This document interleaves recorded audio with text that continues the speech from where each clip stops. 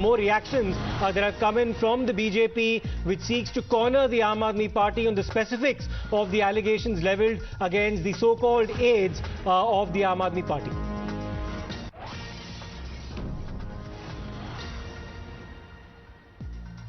जो तथ्य सामने आए, जो हम पहले दिन से कह रहे थे, आज वो सारी बातें सीबीआई और ईडी भी मान रही है। लेकिन ग्रुप ऑफ मिनिस्टर्स के ऊपर विजय नायर ने दबाव डालकर एक नई पॉलिसी बनवाई और प्राइवेट लोगों को सारा काम दिया गया। 12% कमीशन ली गई, उसमें से 6% कमीशन सरकार के लोग, मनीष सिसोदिया, अरविंद केजरीवाल और पार्टी लेती थी। आज वो सारी बातें सामने।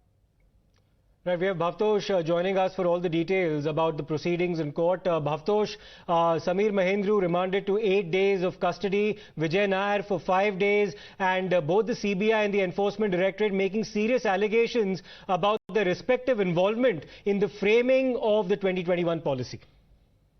Yes, Siddharth. In fact, very serious charges have been leveled by both the agencies, by the Central Bureau of Investigation and also by the Enforcement Directorate. One has to first understand what the CBI is probing. CBI is probing specifically, they are probing the charges of bribery, and they have leveled very serious charges by seeking custody of Vijay Nair, saying that of the 12% commission, 6% commission was going to high-ranking public servant, right. Not naming any, but it appears that they are hinting towards Manish Sisodia.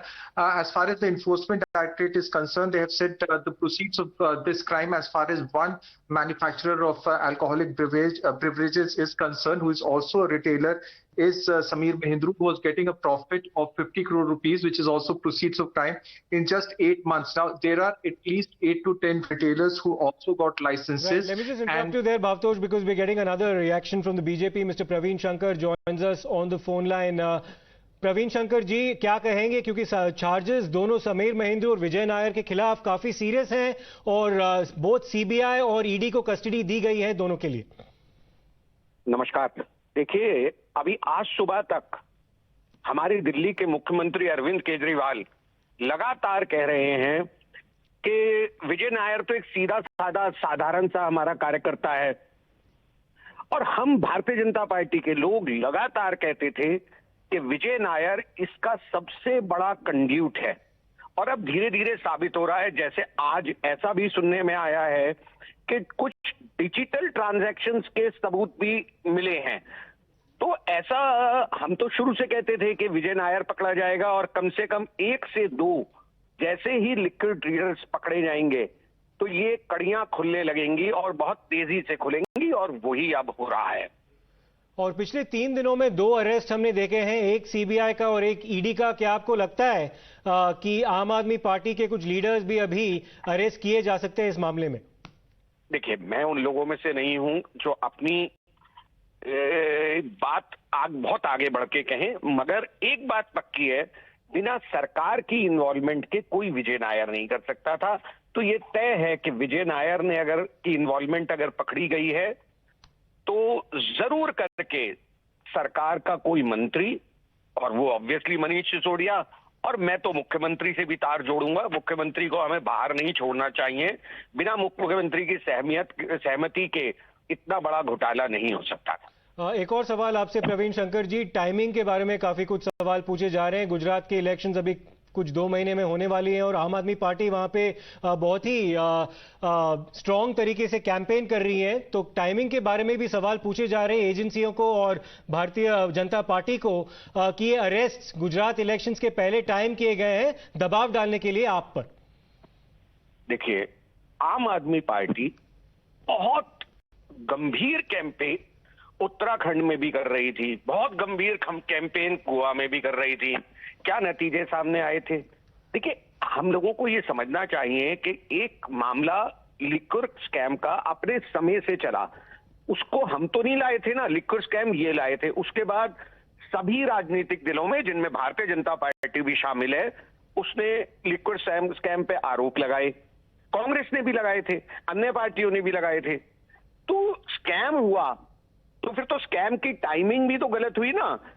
इन्होंने scam गलत time पे कर लिया, वो पकड़ा गलत time पे गया फिर तो, और फिर उसकी जो जांच हो रही है वो भी गलत टाइम पे हो रही है। ऐसा है नहीं, मगर इन्होंने स्कैम किया, उसकी शिकायतें हुई, वो पकड़ा गया और अब उसकी जांच हो रही है।